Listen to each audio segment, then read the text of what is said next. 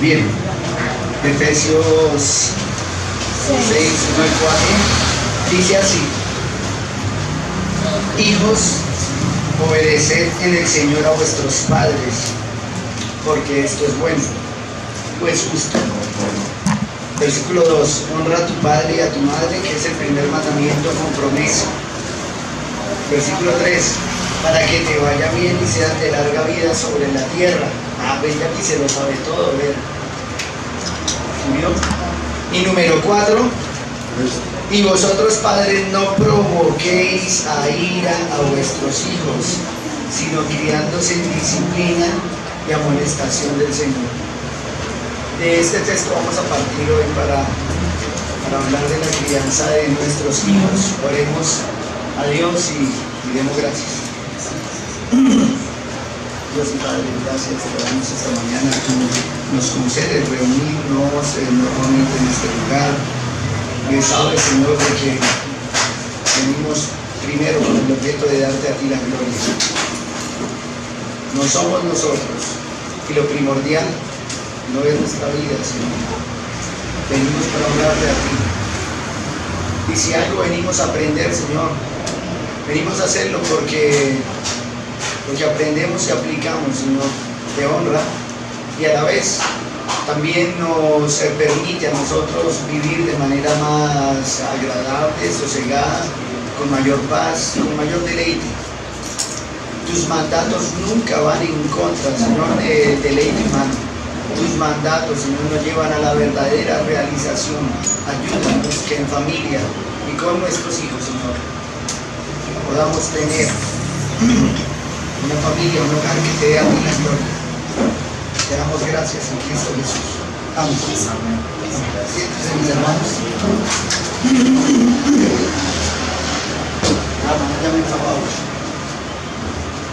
Bien, vamos a hablar de la crianza de los niños. Fíjense que pongo el título: criando hijos en disciplina y amonestación del Señor. Conforme dice el texto. El texto dice que no debemos provocar a ira a vuestros hijos, sino que debemos criarlos en disciplina y amonestación del Señor. O sea, la crianza debe ser en disciplina y amonestación. Vamos a mirar qué es disciplina y qué es amonestación. Claro, tenemos que aclararlo, porque cuando pensamos en disciplina, ya todos piensan en disciplina, a la cola. No sé por qué la idea de disciplina es esa, corrección. Vamos a mirar qué es lo que dice la Escritura. Vamos a ver a qué se refiere amonestación. Esas dos nos van a dar unos parámetros bien claros acerca de cómo debemos criar a nuestros hijos. Y claro, como hoy también están algunos de nuestros niños acá, falta William. ¿Dónde está William? William, venga, se sienta, que esto también es para usted. Venga, siéntate. Claro, también vamos a hablar acerca de cuál es el rol de los niños en la casa, en el hogar, qué es lo que tienen que hacer ellos, ¿no? Fíjense que nosotros como padres no ponemos tanta responsabilidad a nuestros hijos. He escuchado muchos padres decir: es que lo único que yo le pido a usted es que me responda en el estudio. O sea, no necesito más. Solo necesito que me responda en el estudio y ya. Usted no tiene que hacer nada más acá en la casa. Ese de por sí ya es un grave error. Cuando nosotros excluimos a nuestros hijos de las responsabilidades familiares, después vemos las consecuencias. Ellos desde niños deben estar involucrados en el funcionamiento de la casa. Desde niños deben tener roles en la casa, iniciando por los que vamos a tener acá en estos versículos, pero también roles en los que ellos se ocupen en casa. O sea, que les toque arreglar sus cosas, tender sus camas, arreglar su ropa, levantar sus juguetes, y también en semana lavar uno que otro día la loza, así no quede muy bien enjuagada. Uno que otro día barrer la casa, tampoco está mal. Uno que otro día que lo pongamos a trapear, no está mal, al niño no le va a pasar nada ni se va a traumatizar si usted lo pone a trabajar. No póngalo a trabajar en la casa, se va a dar cuenta que ser humano está criando usted. El problema de los padres hoy día es que no quieren dejarle hacer nada a sus hijos, y cuando son adolescentes se están quejando, están diciendo que hice mal. Desde el principio no lo ocupó, no le dio responsabilidades. ¿Qué responsabilidades le exige uno a un joven adolescente cuando en la casa no le hemos enseñado a hacer nada en lo absoluto? Hasta mal le hacemos, porque cuando se casen, lobos no trabajan o tampoco son capaces de encargarse de los quehaceres más básicos del hogar. Entonces, empezamos a hablar con estas responsabilidades. Voy a dividir el tablero, dividámoslo en dos. ¿Quedó más grande ya, cierto? No, un poquitico. ¿No? Es que es para allá, es para los padres. Acá vamos a dejar a los hijos. Hijos, acá dejamos hijos y padres. Les cuento, mis hermanos, que este texto que acabamos de leer, además de tener gran contenido, sirvió para que un día una familia se aprovechara de ello. Ya les cuento de qué manera. Antes quiero que definamos un poco el concepto de hogar. El hogar es un mundo de sensación afuera y un mundo de amor adentro. El hogar es un sitio donde los pequeños son grandes y los grandes son pequeños. Claro que eso parece que no suele pasar hoy. No suele pasar hoy. Los pequeños quieren ser grandes, los padres debieran hacerse pequeños con sus hijos. Debieran jugar con ellos, debieran compartir tiempo, debieran estar mucho tiempo con ellos. El hogar es el reino del padre, es el mundo de la madre, es el paraíso del niño. No sé si ustedes lo vivieron, no todos nos tocó así, pero ojalá que nuestros hijos sí. El hogar es el paraíso del niño. Yo he escuchado a muchas personas decir que los días más felices de su vida fueron cuando eran niños, cuando jugaron, cuando se divirtieron, y muchos decir acerca de sus padres, de cómo estuvieron con ellos, cómo los consintieron, cómo estaba papá, cómo estaba mamá. Pero hoy escucho todo lo contrario. O sea, el contexto cambió. Cuando hago sondeos con los estudiantes, cuando hablamos de familia, por alguna razón muy curiosa, y escúcheme en esto, no exagero, se los aseguro que no exagero. Cuando he hablado de familia con los muchachos de colegio, con adolescentes, se dieran cuenta ustedes que es solo tocar el tema de familia y les aseguro que en mi aula por lo menos lloran 3 o 4 muchachos cuando hablamos de familia. O sea, cuando nos ponemos a compartir entre todos y ellos empiezan a contar cosas y yo también empiezo a hablar con ellos acerca de esos temas, y ellos solo es tocarles el tema de familia y empiezan a llorar.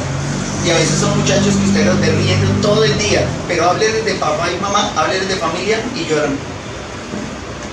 Indaga uno y recibe los peores o las peores referencias. Los niños siempre hablan. En una ocasión un niño como de 8 años me dijo, yo no quiero crecer. Así me dijo, yo no quiero crecer. Yo le dije, pues qué raro, papá, porque uno cuando es niño no quiere ser adulto. O sea, todos queríamos ser grandes cuando estábamos pequeños. Uy, cuando yo sea mayor de edad. El niño me dijo, yo no quiero crecer. Yo le dije, usted estaba en contravía, todos quieren crecer, ¿tú por qué no quieres crecer? Y el niño me dijo fue, teacher, es que los adultos son amargados y aburridos. Eso fue lo que me dijo, los adultos son amargados y aburridos. Yo le dije, son amargados. Le dije, mírame a mí, yo soy amargado y aburrido, y es así. Y yo que juego con ellos, ahora no me imagino el papá que llega de mal genio todos los días. Yo que soy el que juego allá, el que me suba a los puestos, el que hasta balón hemos echado en el aula. Y yo soy medio aburrido, yo no me imagino el papá. Yo digo, ¿por qué dices eso? Dice, mi papá llega molesto todos los días, llega a pelear todos los días. ¿Y tu mamá? Mi mamá pelea todo el día. Esa es la situación que ellos viven en casa. Otro me dijo, y también muy pequeño, digo, mi mamá me ha dicho que yo soy lo más importante en su vida. Y yo escucho esas palabras y digo, qué bueno, ¿tu mamá te dijo eso? Yo sí, me dijo que era lo más importante en su vida. Yo le dije, pero me trata peor que a todo el mundo. Así me dijo, me trata peor que a todo el mundo. Pero ¿cómo así? Digo, sí, tu mamá puede estar gritando y golpea a alguien y puede estar gritando y enojada y apenas abre la puerta.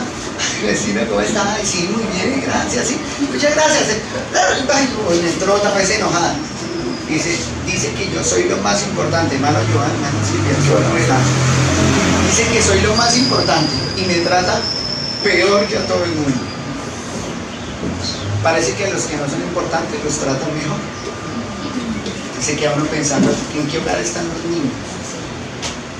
¿De qué manera es que tratamos nosotros a nuestros hijos? ¿Tú juegas con tu padre? No, él nunca está. ¿Tu mamita? No, ella también llega tarde. Entonces, ¿tú con quién juegas? Online. O sea, pegado al computador. Porque no hay papá y no hay mamá. No están presentes. O sea, el contexto de familia se está perdiendo.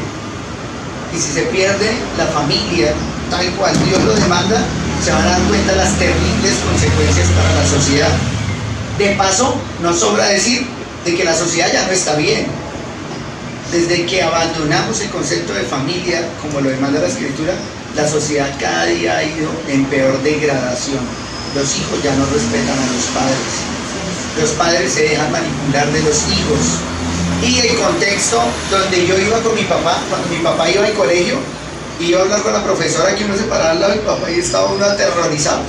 Y que la profesora hablaba de mí y yo estaba ya pensando la pela que me iban a dar en la casa. Ese contexto cambió. Hoy cuando hablamos con el papá está enojado conmigo. Y yo que soy el maestro y soy profesor, su hijo está enojado conmigo. El papá no le puede decir nada al niño, porque el niño es el que lo mira y el papá es el que agacha la cabeza. Así es hoy. Se los digo por experiencia, lo veo todos los días. Uno intenta decirle algo al padre y no me diga que yo sé qué hago. Déjelo pasar 4 años, cuando esté adolescente, 10º y 11. Están allá llorando, profesor, yo no sé qué hice mal. ¿Recuerda hace 4 años? Desde allá cuando yo intenté decirle, usted no me quiso escuchar, se enojó conmigo. Porque los padres quieren hacer lo que quieren y quieren educar a sus hijos conforme a su disciplina y conforme a su amonestación. Déjenme, yo sé cómo crío mis hijos. O sea, a mí me dieron garrote. Yo a mis hijos no los voy a tocar. No los van a tocar ni tampoco los van a ver. Porque hoy no hay padres presentes para los hijos. Están ocupados en otras cosas. Y lo más importante, lo han dejado a un lado. Por eso dije acá, el hogar es el reino del padre, el mundo de la madre, el paraíso del niño. La casa debe ser el paraíso del niño. O sea, el niño tiene que querer estar en casa, él debe amar estar en casa, él debe amar estar con sus padres. Si el niño no quiere estar en casa, no quiere estar con sus padres, si la casa no es un paraíso, empiece a pensar de qué manera está criando usted a sus hijos. El hogar es el lugar donde nos quejamos más y donde se nos trata mejor. Es la idea, ¿cierto? Es la idea que en el hogar sea el lugar donde mejor nos traten. Pero fíjense que nosotros acostumbramos a quejarnos más en casa y a pelear más en casa, cuando afuera nos tratan peor y afuera ahí sí no nos quejamos de nada. O sea, afuera las personas nos pueden agraviar y hasta respeto sigue habiendo, pero en casa la persona que más nos ama y en las que más amamos nosotros, nuestros pequeños, a ellos sí los tratamos de manera áspera. Fíjense que el texto nos invita a no provocar a ir a nuestros hijos. ¿Cómo así? Fíjense ese mandato: no provoquéis a ira a vuestros hijos. O sea, usted no puede hacer lo que quiera con sus niños, porque no son suyos. Y no me abran los ojos, no son suyos. Mis hijos no son míos, son del Señor. Yo solo soy un tutor, un administrador. Dios me puso ahí para administrar esas vidas. pero un día esas vidas van a seguir su camino y yo voy a quedarme con mi esposa. Ella sí es mía, mis hijos no son míos, ellos son del Señor. O sea, no hagan lo que quieran con esos niños porque no son suyos, son del Señor. Y Dios le da instrucciones, hágalo conforme Dios lo demanda, no como a usted le parece. Fíjese que leí que en cierta familia era una costumbre hacer el culto familiar, o el devocional. Sé que muchos practican el devocional. Y esta familia lo acostumbraba a hacer en el desayuno, no todos los días, pero por lo menos unos 2 o 3 días a la semana. En el desayuno, antes de servir, el padre se sentaba a la mesa y abría la Biblia. Ahí estaba su esposa, que al momento iba sirviendo. Él, que era el sacerdote, ponía su Biblia, se sentaba derecho. Estaba su hijo adolescente, 14 años, y estaba la niña pequeñita ahí. Se sentó un día y abrió en Efesios 6, el texto en el que nos encontramos. Y dijo: hijos, obedeced en el Señor a vuestros padres, porque esto es justo. Vengan, atentos, voy a leer de nuevo. Escuchen muy bien este texto, le dijo a los dos niños. Escuchen muy bien, este texto es muy importante. Y volví y leyó: hijos, obedeced en el Señor a vuestros padres. Él estaba enseñando. Resulta que cuando dijo esta cuestión, el hijo que estaba sentado, el adolescente que estaba al otro lado de la mesa, considerando la oportunidad también demasiado buena para perderla, le dijo al papá: papá, siga leyendo.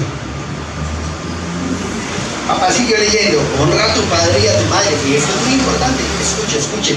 Honra a tu padre y a tu madre, que es el primer mandamiento con promesa. El muchacho serio le dijo: papá, siga leyendo. El papá siguió leyendo: para que te vaya bien y seas de larga vida en la tierra. Y vosotros, padres, no provoquéis a ir a vuestros hijos, sino criarlos en disciplina y amonestación del Señor. Siervos, el chico dijo: no, papá, espere, ese versículo es importante, léalo de nuevo. Papá tuvo que devolverse: padres, no provoquéis a ir a vuestros hijos, sino criadlos en disciplina y amonestación del Señor. Nosotros queremos que nuestros hijos nos obedezcan, ¿sí o no? Enseñar obediencia no es fácil. La razón es porque nuestros hijos nacen en depravación total humana. Ellos quieren hacerlo mal. Y el papel fundamental del padre es coartar la maldad de los hijos. Ese es el papel fundamental, estorbar esa maldad. ¿Recuerdan cuando los hijos del sacerdote pecaron y el sacerdote sabía lo que hacían y no hizo nada? El juicio de Dios fue que tomó el arca del pacto, que simbolizaba la presencia de Dios, y la retiró del pueblo, hizo que el pueblo enemigo la llevara. Y además mató a los 2 muchachos. Dios castigó así el pecado. Y luego habló con el papá, con el sacerdote, y el juicio fue este: por cuanto no estorbaste la maldad de tus hijos. Esas fueron las palabras: por cuanto no estorbaste la maldad de tus hijos. Por cuanto no estorbaste la maldad de tus hijos. Por eso el arca había sido capturada y por eso sus 2 hijos habían muerto. Cuando él escuchó de que los hijos habían muerto, no tenía que recordar, sino que él había permitido que sus hijos vivieran así. No había cumplido su papel, no había estorbado su maldad. Y segundo, cuando escuchó que el arca había sido robada, que Dios se había separado de su casa, cayó de espaldas, se desnucó y también murió. Él era el responsable.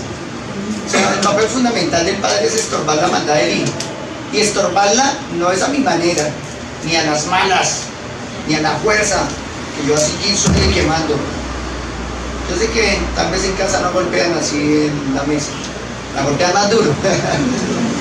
Yo no soy el que mando acá, yo soy el varón en la casa, en la cabeza, acá todos se sujetan y hacen lo que yo digo. Y usa la Biblia además para decir, porque el Señor dice. Así solemos ser los hombres, ¿cierto? Imponer las cosas a los machos, a la fuerza. ¿Recuerdan cuando los judíos estaban admirados de las palabras de Jesús? Cuando mandaron a capturar a Jesús y lo que estos hombres regresaron fue diciendo: uy, no, nunca habíamos visto a ese hombre, a un hombre hablar con tremenda autoridad. O sea, nunca habíamos visto hablar a un hombre con esas palabras, con esa autoridad. Cuando ellos fueron, escucharon a Jesús gritando a la brava y obligando a todo el mundo. No, estaba muy tranquilo enseñando. enseñando la verdad.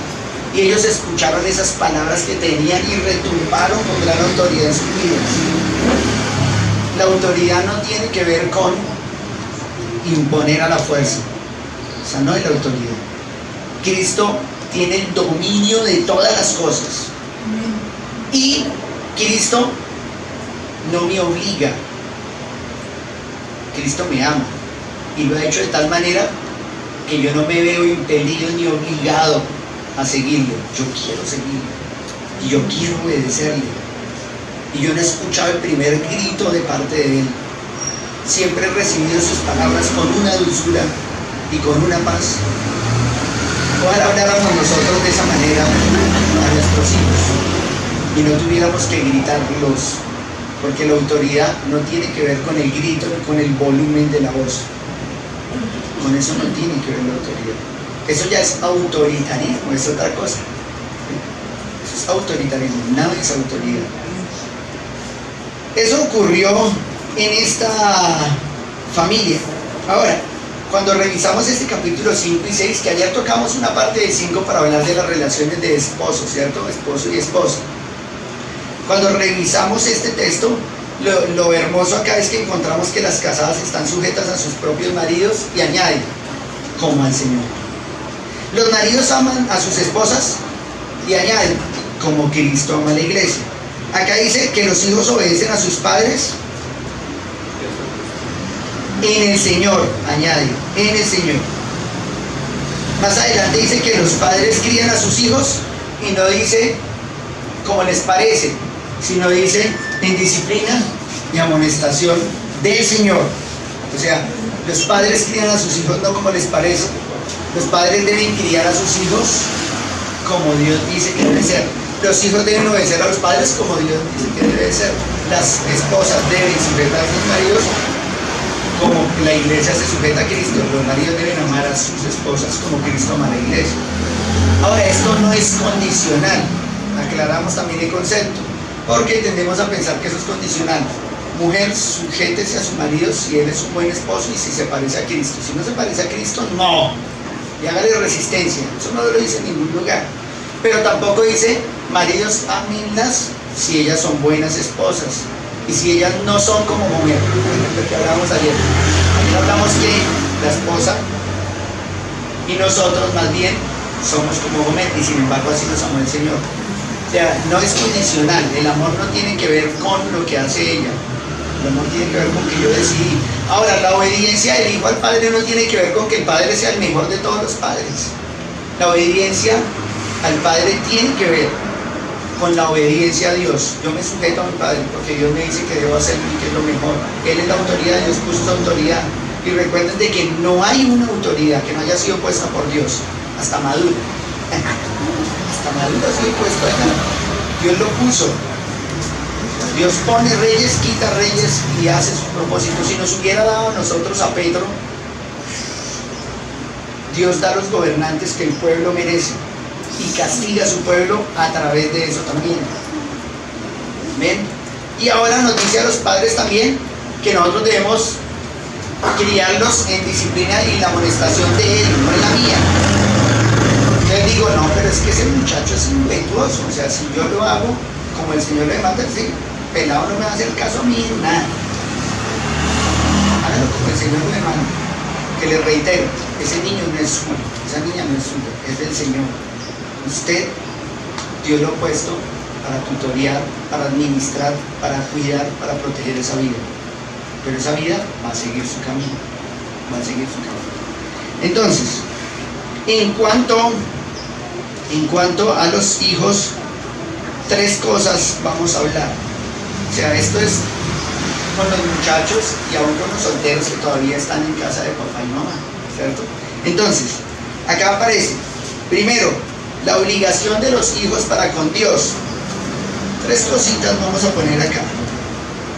Según el texto que hemos leído hace un momento, que es Efesios 6, versículos 1 al 3. En el 6.1 vamos a poner la razón para practicar la obediencia. Lo primero, la escribo.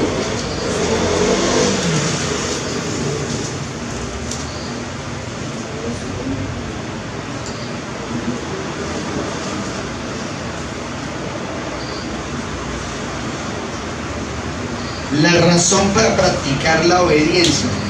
Esa está en el versículo 1. Se lo voy a poner con 6:1.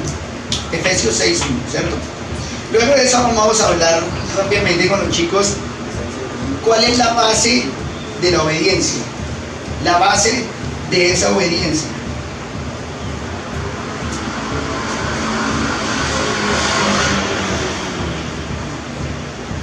O sea, ¿sobre qué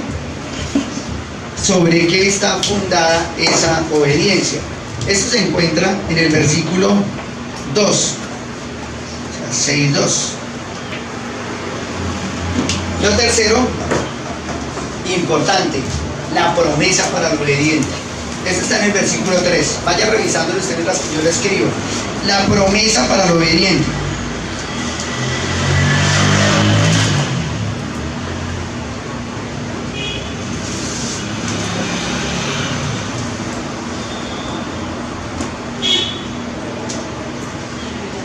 La promesa para el obediente. Eso está en el versículo 6:3. Eso es así de sencillo y bien práctico, porque tiene que ayudarnos en realidad a mejorar la promesa para el obediente. Esas primeras tres cosas. Fíjense que si yo le digo a mi hijo, apague el televisor, y no lo apaga, tal vez no haya algo muy malo en eso. Si yo llamo a mi hijo y lo corrijo, alguien podría decir, uy, que es extremista, si el niño solo estaba viendo televisión. O si yo le dijera, cierra la puerta, o sea, es una cuestión muy elemental, y no la cierra, y si yo llamara a mi hijo y lo corrigiera, alguien podría decir que es extremista, solo era la puerta abierta, o sea, ¿qué hay de malo en eso? Porque no nos damos cuenta que es lo que hay detrás de una orden.